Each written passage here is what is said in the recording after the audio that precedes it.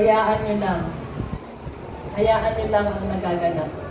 Lahat ay nagaganap para maipakita ko ang ating grasya. At mayroon talagang pag-ibig.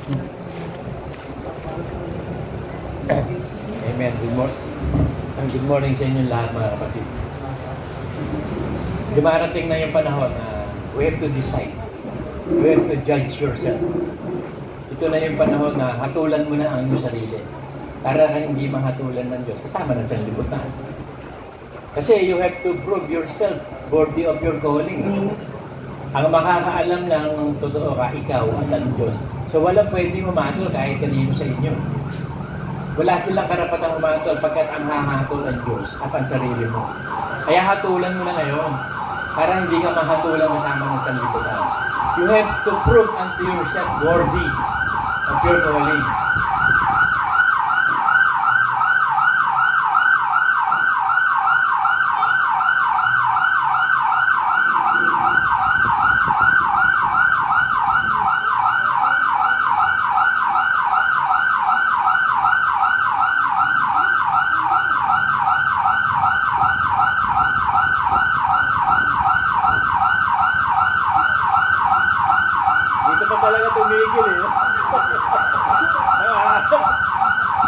Sige, go! Just go!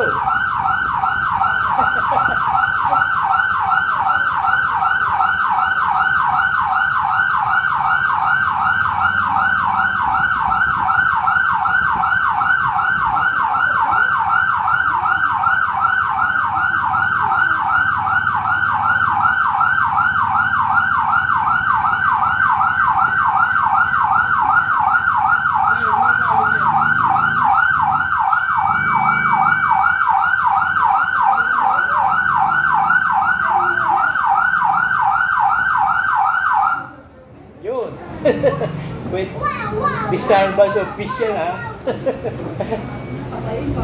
Okay. Tuloy natin, mga kapatid.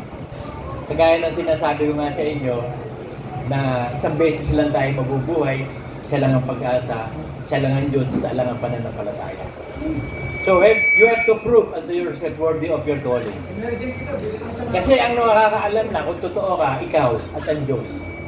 Walang sino man sa ating magsasabing ikaw ay totoo o hindi ka totoo. Ang Diyos lang, dahil ang Diyos na nakakaalam ng totoo tayo at ikaw. Ngayon, ang gagawin mo, siguraduhin mo totoo ka. Sigurado ka sa langit. Kasi ang mananampalataya, ikaw, hindi naman yung iba eh. At kakatulang ka ng Diyos sa ginawa mo, hindi sa ginawa ng iba. Ano yung ginawa mo nung nasa katawan ka pa? Kasi hindi mo pwede sabihin na, kasi itong kapatid ko po ito, ganito, kaya ako natison. Wala kang pwedeng sabihin natin, ikaw ang magpapasya niyan. Yung ginawa mo, palagay mo, na-t-shirt ka doon. Sino gumawa ng pag-aatis? Di ikaw. Di doon kahatulan. Kahit uhubod na sama ng kapatid mo, sino man tao, hahatulan lang yung Diyos sa ginawa niya. Eh ikaw, hindi mo pwede ikatuwiran na, Panginoon, kasi po siya. Kaya po ang may kasalanan. Hindi, ang may kasalanan ikaw. You have to prove unto yourself. Hindi sa others. Kasi pag na-prove mo sa sarili mo, totoo ka. Totoo ka. Kasi sabi ng Diyos yun, pag hindi ka hinahatulan ng puso mo, hindi rin kita hahatulan. Pero pag hinahatulan ka ng puso mo, hahatulan kita. At ang hatol na ihahatol sa atin, ayon sa ginawa natin. Kaya hatulan mo na sarili mo. Para na sa ganon, pag hinatulan ka ng Diyos, sa paghatol mo sa parurusahan ka niya. So hindi ka na mapaparusahan sa impyerno. Hindi ka nahahatulan kasama na sa libutan. At ito ang sinasabi ng Panginoon na kailanman hindi tayo pababayaan. Kailanman yung anak niya na binuksan niya hindi makasaraduhan. Kailanman hindi tayo malilipon. Kung ikaw totoo, mananatili kang totoo. Kaya ikaw ang nakakaalam mo, kung tingnan ng kahit sino sa paligid mo, ikaw, you work out your own. Work out your own salvation. Hindi ka mag-workout sa salvation ng iba. Yung salvation mo, i-workout mo. Kaya sabi nga doon sa Bible, kahit nandun pa si Noah, nandun si David, nandun si Kel, walang magagawa, hindi sila makapagliligtas na kundi ang ginawa mo ang makapagliligtas sa iyo. Ayon sa katuwiran na ginawa mo ang makapagliligtas sa iyo. So ano yung katuwiran mo? Si Kristo dapat ang katuwiran natin. Hindi na yun ayon sa tama't mali, sa mabuti at sa masama, hindi na. Ayon na sa salita ng Diyos. Ano ang sabi ng Diyos, yun ang gagawin mo. Hindi yung ano nangyari sa iyo, sabihin mo ganito ganyan. Hindi. Ano sabi ng Diyos? Ginawa mo ba yung sabi ng Diyos? Hindi. Hindi ko kakatulad. Basahin natin yun na kailanman hindi tayo mawawala sa piling ng Diyos. John 10:27 to 30. Dinirinig ng aking tupa ang aking tinig. At sila'y aking nakikilala. At sila'y nagsisisunod sa akin. So kapag tupa ka ng Diyos, siguraduhin mo tupa ka. Ikaw ang magdesisyon. Anak ka ng Diyos, magiging masunurin ka sa kalooban ng Diyos, magiging maamo kang tupa. At sila'y binibigyan ko ng walang hanggang buhay. At kailanman hindi sila malilipol. At hindi sila aagawin ng sino man sa aking kamay. So walang makakaagaw sa atin sa kamay ng Panginoong Hesus. No way silang lahat. Ang aking Ama na sa kanila'y nagbigay sa akin ay lalong dakila kaysa lahat. At hindi sila maaagaw dino man sa kamay ng aking Ama. So protektado tayo ng Panginoong Hesus, protektado tayo ng Ama. Kung protektado mo sarili mo, paano mo piproteksyonan ang sarili mo? Desisyonan mo. Pag-desisyon ka na magpakabanal-banal na. Kasi banal ka na eh. Nilinis ka na ng dugo ni Kristo eh. So banal ka na. So pwede ka na magpakabanal-banal. Ang hindi pwedeng magpakabanal-banal, yung hindi banal. Mga unbeliever pa. Hindi pa nalilinis ng dugo ni... Paano mabubuhay na malinis siya eh? Puro putik yan. So aalisin muna, aalisin ka sa kumunoy. At ang mag-aalis sa kumunoy, ang Panginoong Hesus, siya yung tagapagligtas eh. Pag naalis ka sa kumunoy, so lilinisin ka ng tubig ng salita. Malinis ka na. Ngayon sa paglalakad mo, hindi ka naman pumunta na babalik sa kumunoy eh. Maglalakad ka sa mundong ito, maaalikabukan. So makakagat lang ng demonyo ang ating paa. Pero dudurugin natin ang ulo ng ahas. So kaya sabi nga ng message kanina eh, meron talaga natin tissue pa rin eh. Nakakasala pa rin tayo. Pero hindi nagpapatuloy yun. Ano lang yun eh, hindi sinasadyang kasalanan natin. Dahil sa kahinaan natin, minsan na titisod tayo. Kaya sabi sa 3:2 ng James ganito,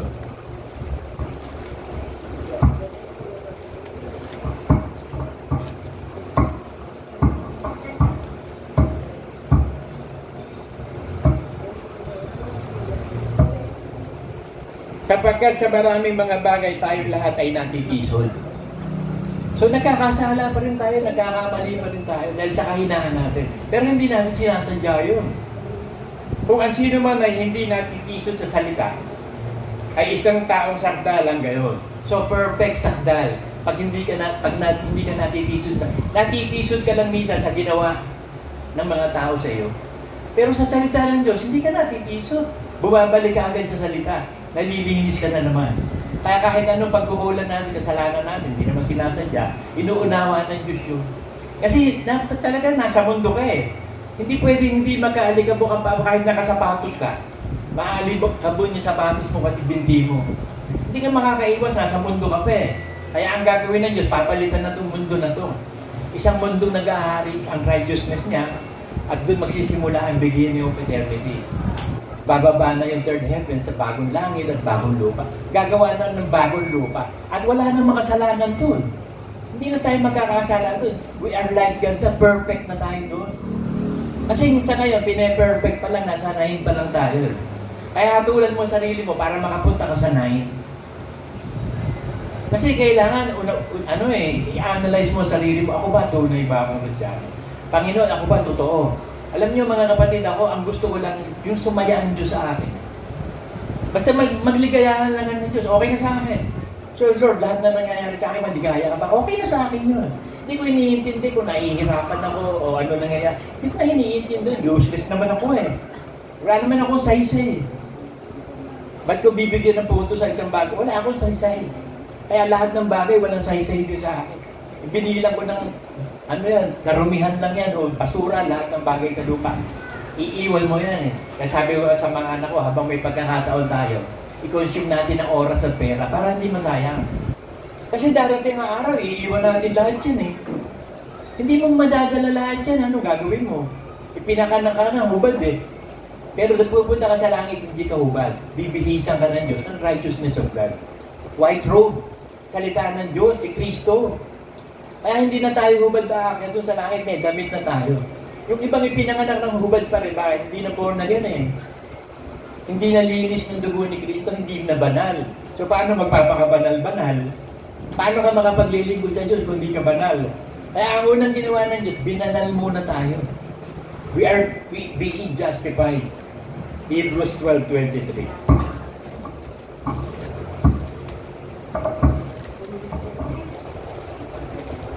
Sa pangkalahatang tulong ng iglesia ng mga panganay. Kaya pag ikaw na born again, panganay ka na. Sinilang ka ng Diyos sa Espiritu, panganay. So ang lahat ng panganay, yun ang lahat ng mga anak ng Diyos. Kaya iglesia ng mga panganay. Ang iniligtas ng Diyos noon sa Egypt, mga panganay ng Israel. Meron din iglesia ang Diyos noong araw Church in the Wilderness. Sila yung naglakbay sa disyerto. At sila inalagaan ng Diyos doon. Meron Shekinah glory.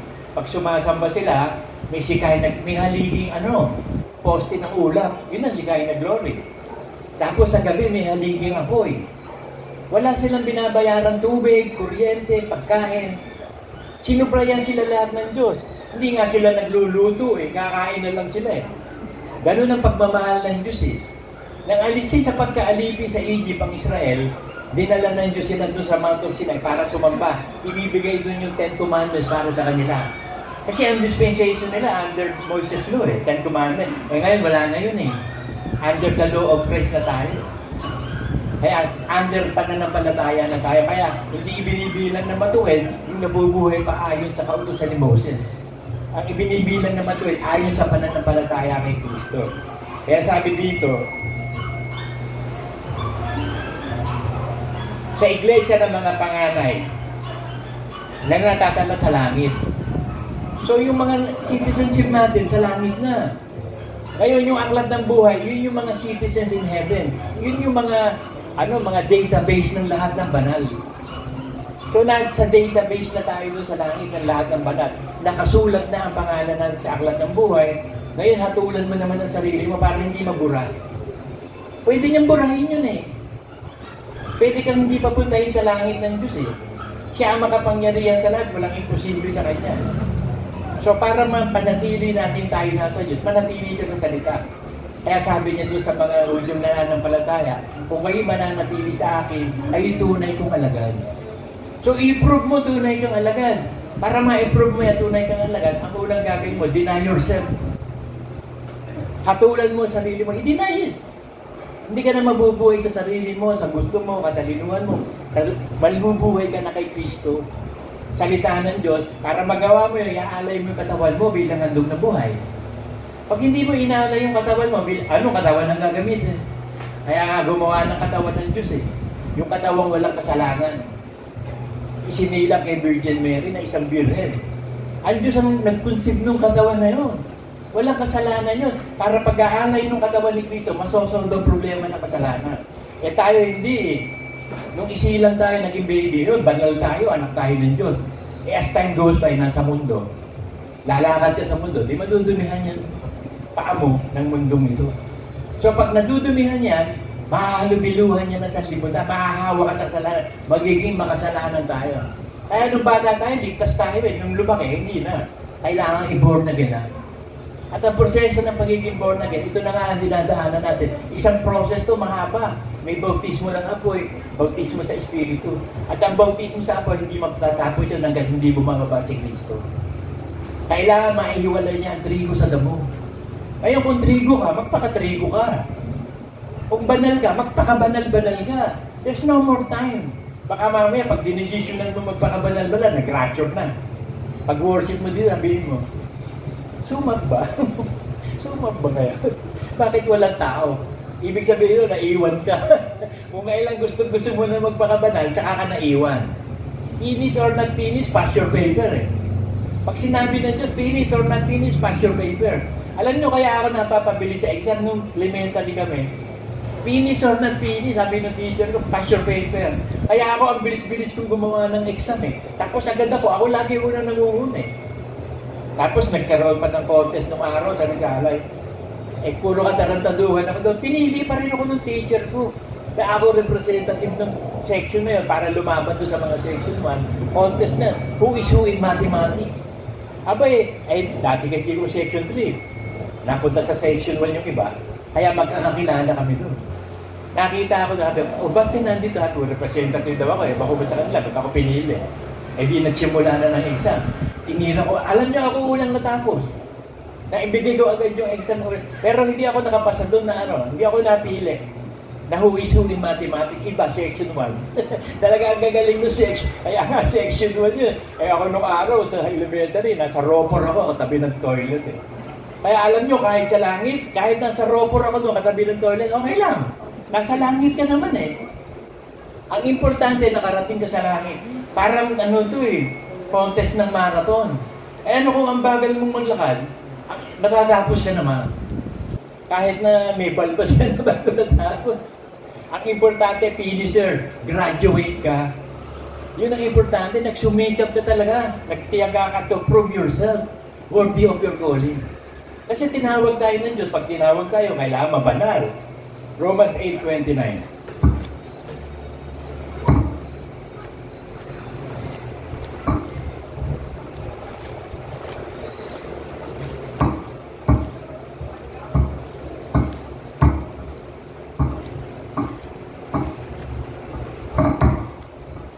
Kaya kayo, pag hinahatulan kayo na kahit sino, ini-criticize kayo, wala yun. Kung pansinin nyo, ngitian mo lang yun. Walang karapatang mag-criticize o humatol. Sino nga hatol sa alipin ng iba, sabi ni Kristo? Siya'y mabubuwal tatayo sa kanyang Panginoon. Kaya hindi kahit sino. Walang sino mang humatol sa inyo o mag-criticize. Babalik lahat sa kanila. Ngayon, kapag ipinurong mo sarili mong totoo ka, malalaman mo sa sarili mong totoo ka, so what? Kahit ano sabihin sa'yo ng tao, kilala mo sarili mo eh. Kasi ang sisira sa sarili mo, ikaw, hindi ka kayang sirain ng sino man. Ikaw bilang bakal, kalawang ang lalabas sa'yo sa sariling bakal mo. Ikaw ang sisira sa sarili mo. Pag hindi mo sinisira sa sarili mo, sinisira ka na ba? Hayaan mo lang. Hindi ka naman sira eh. Sila yung sira eh. Kaya you have to prove yourself worthy of your calling. Sabi ng Romans 8:29 ng ganito. Sapagkat yung nang-una pa'y aking nakilala, ay itinalaga naman niya na maging katulad ng larawan ng kanyang anak. Itinalaga na para maging larawan ng kanyang anak. So, predestined na. Kasi alam na ng Diyos, may free will nga tayo eh. Yung free will natin, yung ginamit natin na manumbalik sa Diyos, maging Christian, alam na ng Diyos yun. Citizen in heaven ka na, justified ang mo, espiritu mo. Ang pangalan mo, nasa sulat sa aklat ng buhay. Sa pagkakit bagay yung tinawag alinsunod sa kanyang nasa. So, prove yourself unto your calling. Prove unto yourself. Yung pagkatawag ng Diyos, tinawag ka, papasalamat ka na. I-prove mo na sarili mo na ikaw ang tinawag. At yung tinawag naman niya, ay itinalagan niya. At inaring ganap naman niya. So, ginawa na tayong perfect. Hindi ay God, tapos na eh. Kasi nga tapos na nga eh. Nung una pa nakilala na eh, nakisulat. So, tapos na istorya. Tapos na boxing. Pero kailangan magnood tayo ng boxing. Hindi pwede ko mo tapos na, hindi. Panonoorin mo pa rin kahit tapos na. Para ma-maintain mo yung worthiness mo. Bagamat alam mo na, naligtas ka na, alam mo, anak ka na ng Diyos, magpatuloy ka kasi life goes on eh. Hindi naman tayo pwede pumunta sa future. We have to live the now moment. Sample, halimbawa may ginagawa ka. Halimbawa, naglalaba ka. Yun yung ginagawa mo ngayon, so dapat tapusin mo yung paglalaba mo. Bigla may papasok sa isip mo na, oy, meron ka nga palang gagawin pa mamaya na ganito, ganyan. Ngayon, ang ikaw naman, ay, oo nga, ang gagawin mo, alis ka sa now moment. Huwag ka umalis sa now moment, tiisin mo yun, tapusin. May mga cases tayong ganyan eh. May ginagawa ka ngayon, biglang papasok, flashing to sa utak mo, aalis ka doon sa ginagawa mo ngayon, gagawin mo na yung future. Hindi, future pa yun eh. So, mabuhay ka muna sa ngayon, para makapagtiyaga ka, matuto ka maghintay. Tsaka ka pumunta doon sa future event. Pangkaraniwan sa atin, ganun eh, nagpupunta agad tayo sa future. Hindi natin dinatapos yung now moment. Kasi patience is a virtue eh. Nagkakaroon ka ng pagtitiyaga. Katulad nito, gustong-gusto na natin pumunta sa langit eh. Eh kaso ang now moment, magtitiis ka pa eh.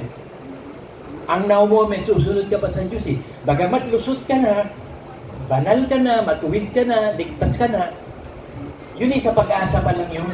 Hindi pa realidad yun eh. We are saved by hope, faith, and love. And the greatest is love. Para masiguradong ligtas ka, kunin mo yung greatest love, si Kristo, ang pag-ibig ng Diyos, ayun yun ang pagsunod. Ang sino mang umiibig sa akin, susunod sa lahat ng aking mga utos. So, hindi tayo malilipo, hindi ka makakaagaw kanino man. You are perfect, sabi sa 1 John.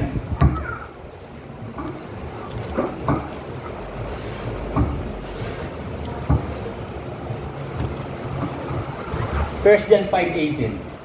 Nalalaman natin na ang sino mang ipinanganak ng Diyos, born of God, born again ka na, born of the Spirit ka na, tagalangit ka na, ay hindi nagkakasala.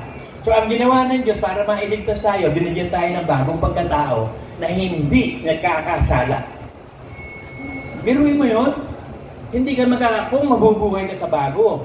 Kasi yung bagong pagkatao, nandun si Kristo, nakatira doon ng Holy Spirit. At ang ipamumuhay mo, salita ng Diyos. Kaya kapag ang salita ng Diyos ipinamumuhay mo, hindi ka nagkakasala. Kasi kung nagkakasala ka doon sa salita ng Diyos, tulad ni Kristo sarili niya. Sabi ni Kristo, sino mang nasa akin, hindi nakakatulan eh. Yung nabubuhay sa Espiritu, hindi sa laman. So mabubuhay kayo sa Espiritu sa salita. John 6:63. Ang salita mo, Espiritu at buhay. So we will be walk in the Spirit through the Holy Spirit. Kasi hindi na suwail ang Espiritu natin, na born again na nga eh. Justified na nga. Nasa iglesia ka na ng mga panganay. So itutuloy mo lang yung paglakad. Press on to perfection. Kasi abutin mo yung number 9. Huwag kang pumayag na nasa number 8 ka lang. Kasi ang number 10 si Kristo eh. Bago tayo maging 10 o perfect, bababa muna yung perfect. And when the perfect has come, all things mawawala na. Pati kaalaman, karunungan, aanin mo pa yun. Kaya nga papalitan ng pangalan ng Jesus, tapos na salvation. What's the use pa nung pangalan na yun? Jesus is the Savior. The name above all name. The Savior of the world. Tapos na, nailigtas na lahat ng anak niya eh. So pwede na palitan. At saka tayo, bago nang nila lang eh. Nasa langit na, pwede na rin palitan ng pangalan. Pero future yun, hindi natin alam. Ano kaya ang pangalan ng Panginoon si papalit ng Ama? Ang Ama ang lahat nagdidesisyon yan, ang Ama ang lahat nag-a-administrate. Siya kasi ang Almighty God, ang Ama, ang pinaka-Almighty. Susunod lang si Kristo at ang Espiritu Santo. Excuse me. Kaya kita nyo, kahit doon sa baptism, nauuna ang Ama. Sabi ni Kristo, bautismohan nyo sila sa pangalan ng Ama, ng Anak at Espiritu Santo. So ang highest, ang Ama, susunod si Kristo. Tsaka lang ang Holy Spirit. Pero pagdating sa kasalanan, sabi ng Diyos, lapastanganin mo na ang Ama, ang Anak. Huwag lang ang Espiritu Santo. Pag namusong ka sa Espiritu Santo, wala ka ng pag-asa, wala ng kapatawaran ng kasalanan mo. Bilang mga anak na Diyos, di naman tayo mamumusong sa Ama, lalo na sa Espiritu Santo. Lagi nga natin kinakausap ang Espiritu Santo, tulungan tayo. Kasi yun ngayon ang gagawa, yun ang tatak, Ephesians 3:30.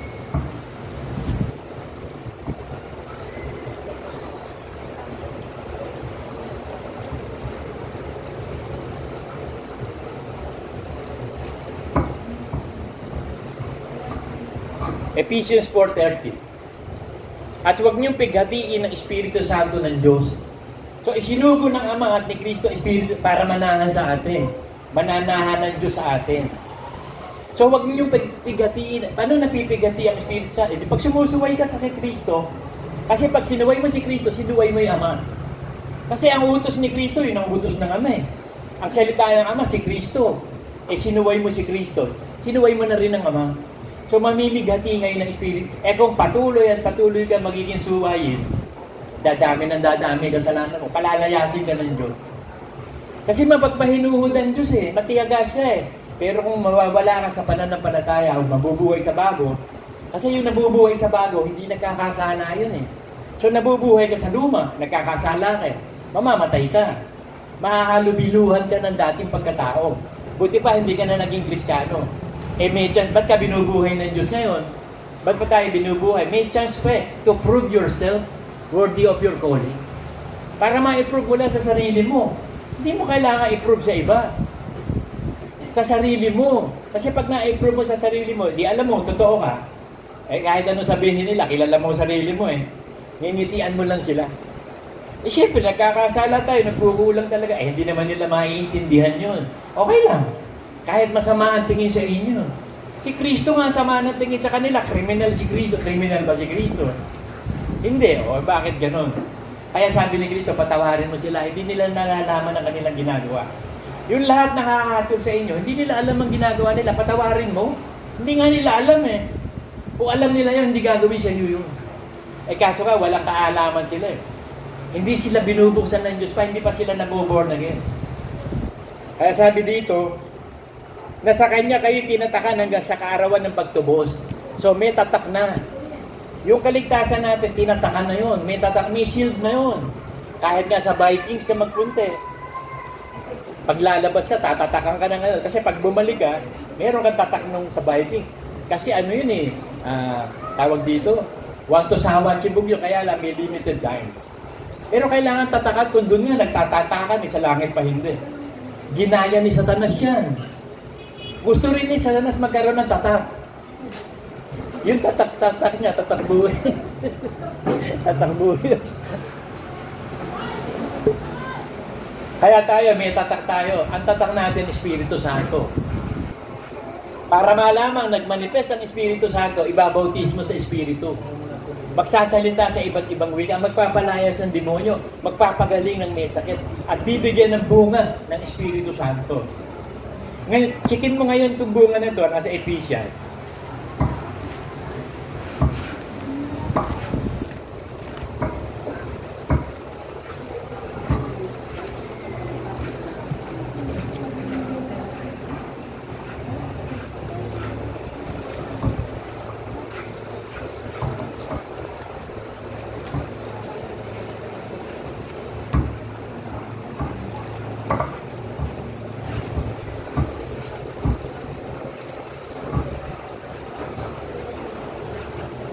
Galatians 5:22.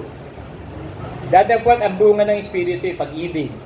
So tignan mo sarili mo. Nasa iyo na ba ang pagsunod sa Diyos? Pag-ibig. Kasi pag nasa iyo ang pagsunod sa Diyos, lahat masusunod mo eh. Hindi mo aawayin kahit sino, hindi ka gagawa ng masama kasi sinusunod mo yung salita eh. Yun ang pag-ibig eh. Katuwaan. So kahit ano nangyayari sa iyo, masaya ka. Kahit ano nagaganap sa iyo, masaya ka. Nung maagawan nga tayo ng pangalan eh, nakakalungkot eh. Kasi tayo talaga, kung titignan mo, nasa atin ang lahat ng rights eh. Lahat ng kapangyarihan nasa atin. Tayo may hawak ng original copy. Eh kaso ang bilis nila, na iba yung protocol nila eh. Nung araw nun, wala pa yung online. Kahit sino mag-submit dun. Pwede na magkaroon ng online, may protocol na. Kung sino unang makapag-register ng pangalan na yun, hindi na pwede. Eh naunahan tayo ng bulahan. So sipag eh. Naunahan tayo sa ligaya ni Kristo. Nung iniregister na ni Manuel, kinu-question na tayo na siya, hindi pwede, may pangalan ng ganyan. Na-registered na. So iba pangalan pwedeng i-register. Kaya naglipat na tayo ng pangalan, ACLJ. Amen, come Lord Jesus. Eh napapansin ko naman, talaga napapanahon na para palitan. Kasi alam niyo kung bakit? Shirana LCJ Ministry. Nung araw buo yan eh, kaso sinira ng iglesia, sila sumira eh. Sinira nila sarili nila eh. Lumabas yung kalawang sa bakal eh. Sila rin ang nagsiraan. Hanggang sa nanatili lang tayo. Salamat sa Diyos. ACLJ na tayo. Even the name have changed.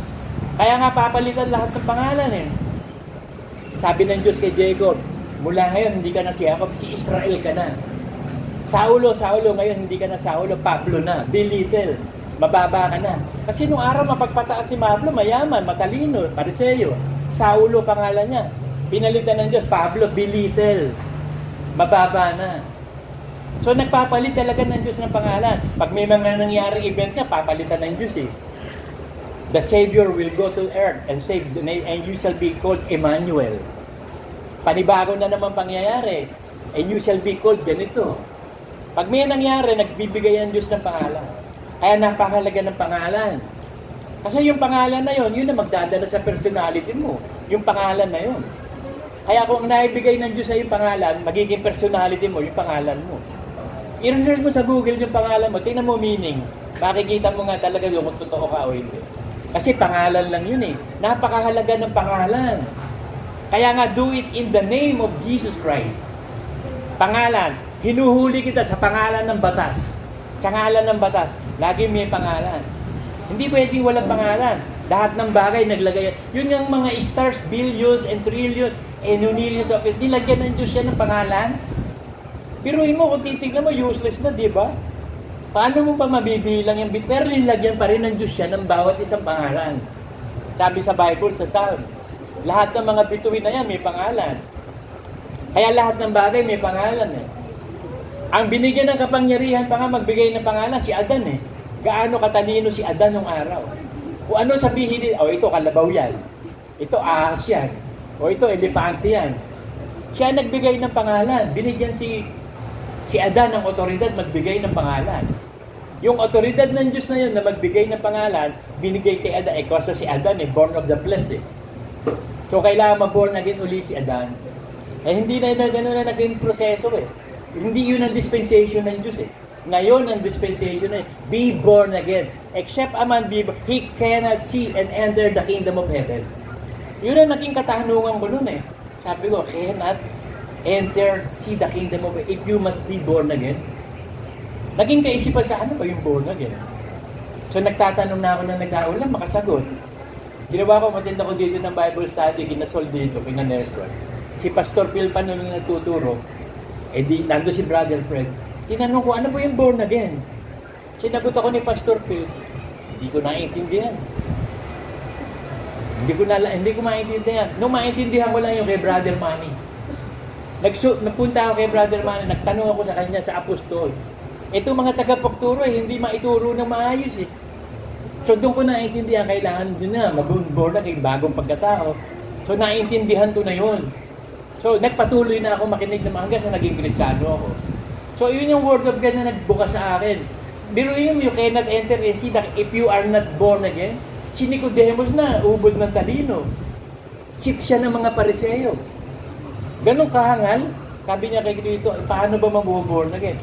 Papasok ba muli ako sa puwerta ng nanay ko, tapos lalabas ulit. Hindi naisip ni Nicodemus, pwede ba yun?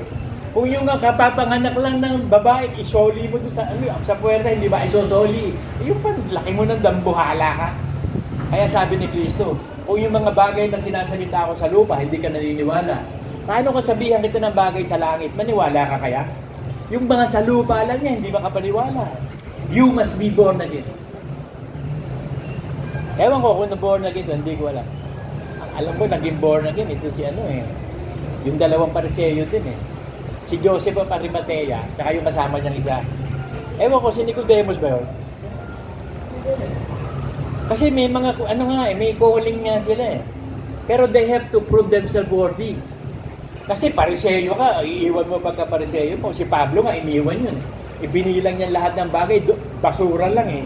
Sabi sa Philippians 3:8. Kapag ikaw naibilang mo na basura lahat ng bagay sa lupa, isa na lang ang gusto mo, maligtas. Makapunta sa langit.